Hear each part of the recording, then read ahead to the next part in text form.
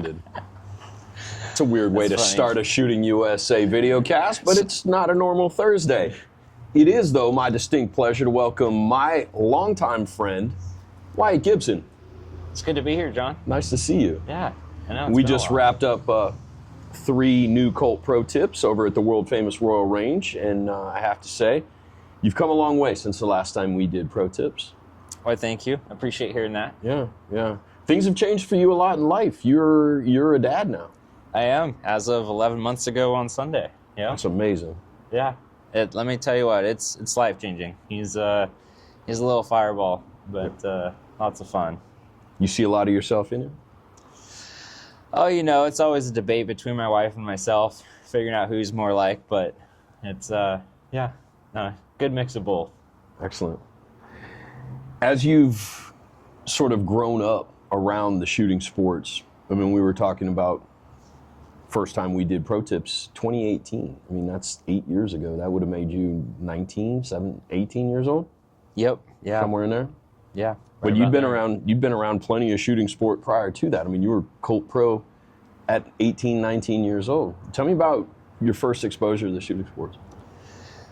So my first exposure was, I don't know, back in 2005, 4, somewhere around in there. I was 6 years old. My grandpa and my dad had a steel target company, and they still do, MGM targets. And so my first exposure was a little bolt action 22 that was cut down so I could actually hold it. And so we'd be out shooting targets, testing them. We shot a lot of rounds on targets just for testing, and that developed into going to my first USPSA match when I was 6 years old. I remember having to stack pallets up for me to be able to shoot through the ports. And so either shot through the ports or underneath the walls. They made an exception for me. But started shooting USPSA when I was 6, and then shot some larger matches. And then my family's been running the MGM Ironman for... Shoot, I don't know when it started.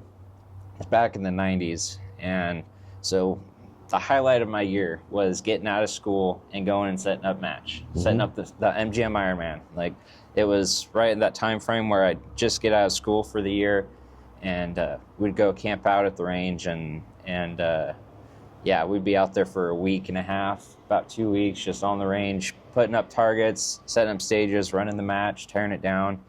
And so I shot my first 3-gun match was the Ironman, and I decided to shoot Trooper Division. Okay. When I was 12. So it was... Now, Trooper is heavy rifle, so is it 308? So there isn't actually caliber restrictions on Trooper, but you have to carry all of your everything gear. You're going to use for the match, you got to carry it. Yep, so all your ammo, all your guns, all your gear. And that was back in the time where we still had that stage up on the hill. So there's this big hill coming down into Parma, the Parma gun range. And so it was probably a quarter mile of just straight uphill. You had to carry all your stuff. And so that was my first 3-gun match. And from there, like 3-gun all the way through now.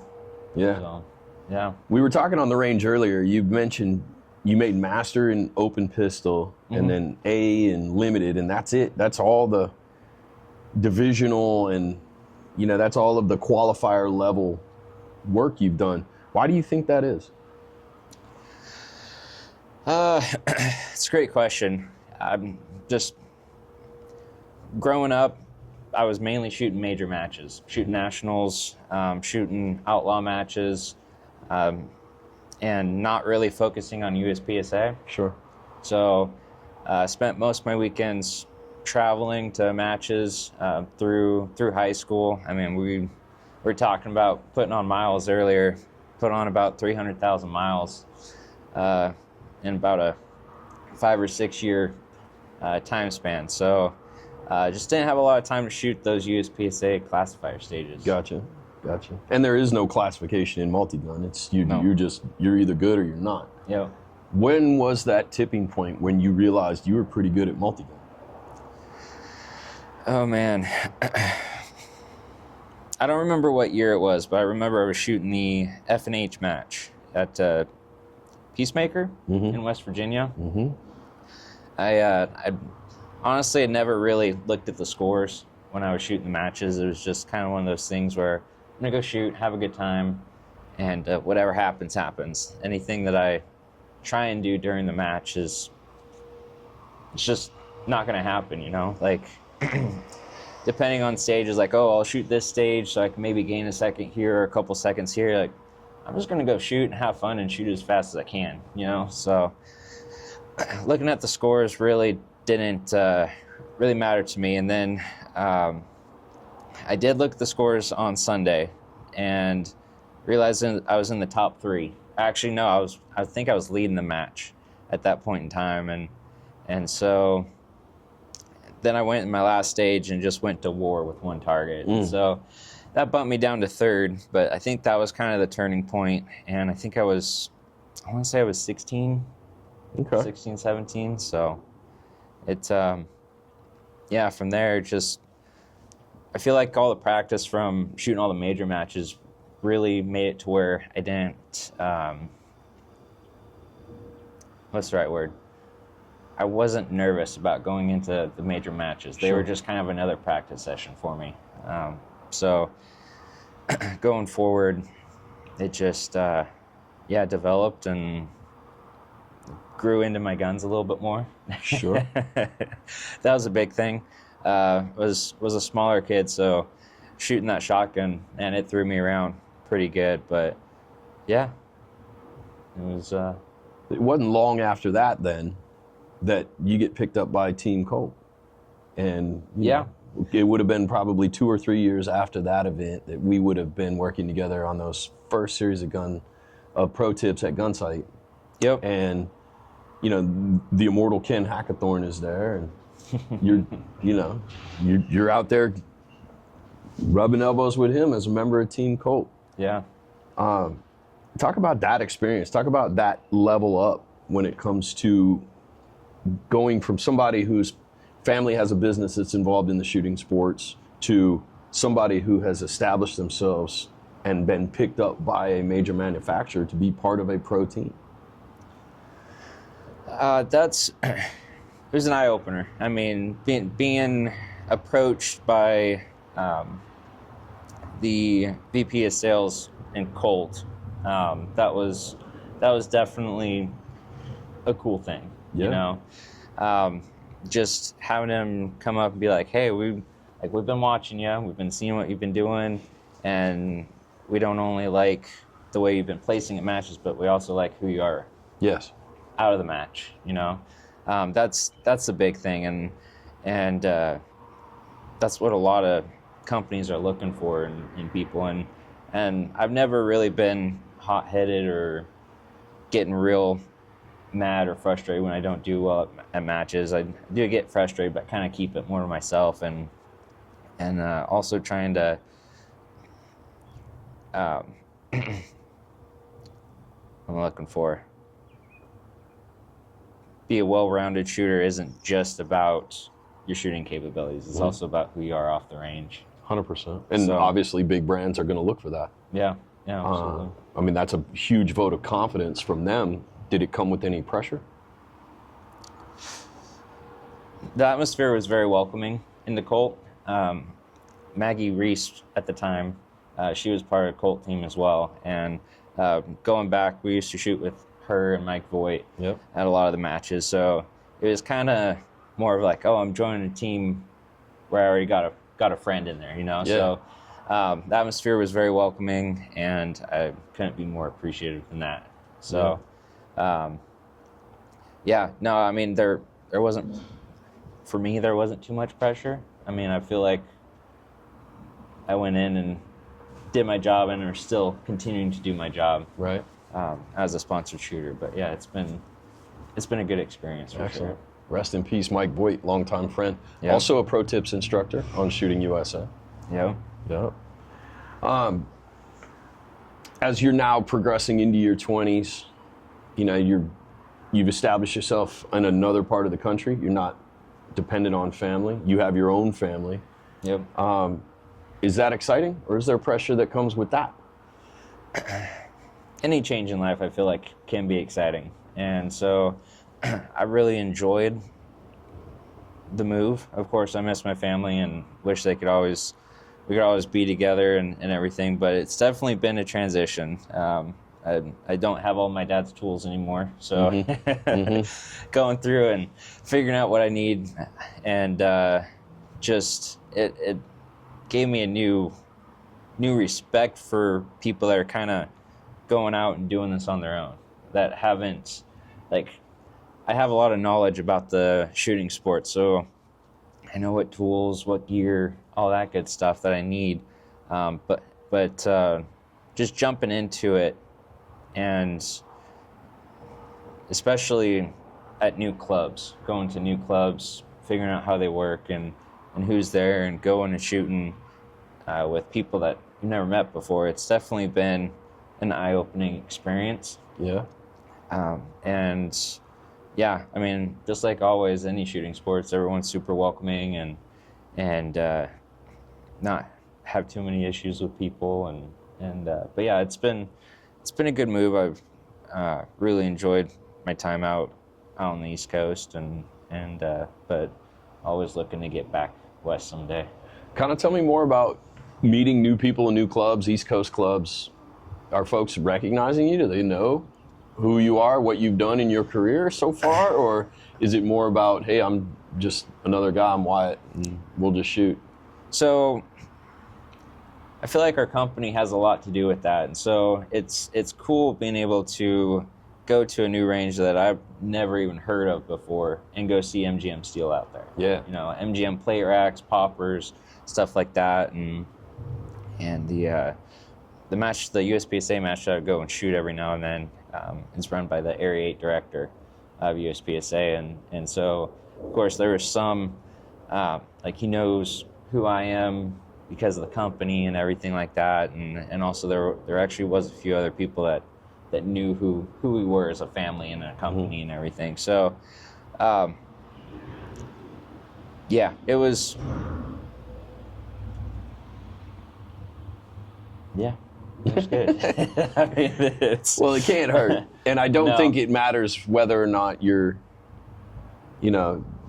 from the Gibson family or not. I don't think that matters per se when you meet somebody who has no idea what an MGM plate rack is or who you are or who Team Colt is. They're just there to shoot, and you're just there to shoot. Mm-hmm. Your skill set speaks for itself, I would like to think.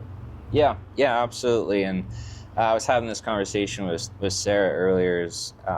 I don't compete on Saturdays because that's the day I go to church. And so one of the things that has been really welcoming into the 3-gun world, even at a younger age, was people making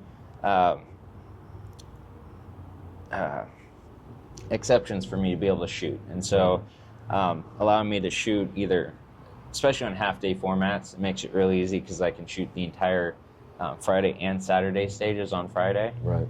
And then if I need to make up a stage or two on Sunday, I can do that.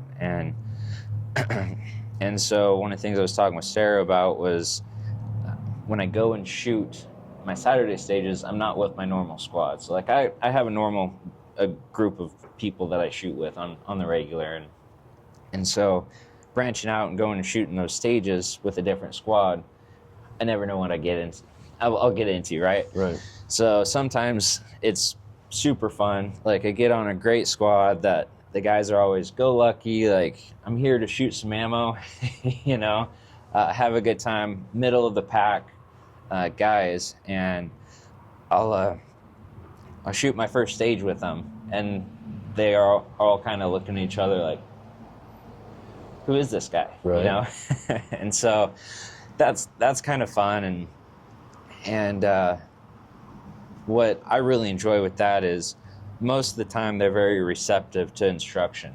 Yeah. And so I really enjoy going and walking these guys through the stages and showing them like, oh, well, if you come here, you can see these 4 targets compared to coming here, shooting 2, coming here, shooting 2. You can see them all from this one position, or just like and some of the pro tips that we have coming up. Yeah. With footwork and that kind of thing, and most of the time they're all very receptive to that and are asking for it. So Sure. I'm not going to go in there and tell them like, oh, this is how you need to do things. I kind of wait for them to make the first move and ask questions, and so that's one of the things I really enjoy going and shooting 3-gun matches is meeting the new guys new to me. Sure. And kind of help them through the match, and when we do that, it's a really good time. Everyone's in good spirits, and overall, like, when you're in a good mood, you tend to shoot a little bit better. So, like, it's good for me for shooting wise, and yeah, so it's a blast. You mentioned Saturdays are your rest day, and that's a faith-based thing. How important is your faith in your life and your success?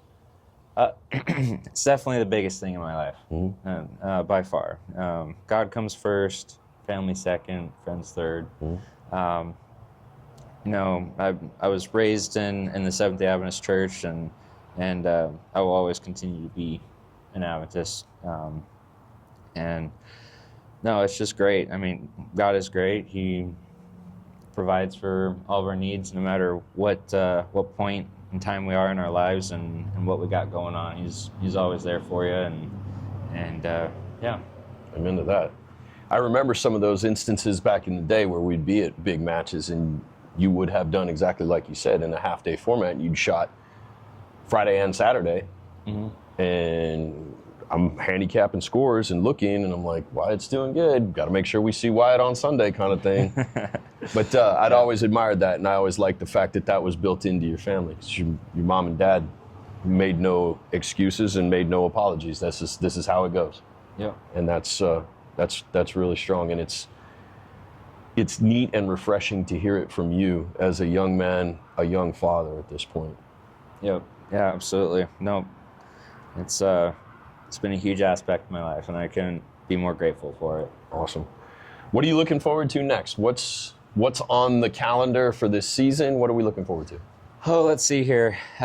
We got some rifle qualifiers coming up for world shoots. Yep. I'm trying to figure out if I'm still going or not. I'd really like to try and make the team this year. I was about 2 spots out from the last world shoot, so got a little bit of work to do. There's some really good shooters on the rifle team. So we got some salty rifle shooters in the U.S., buddy.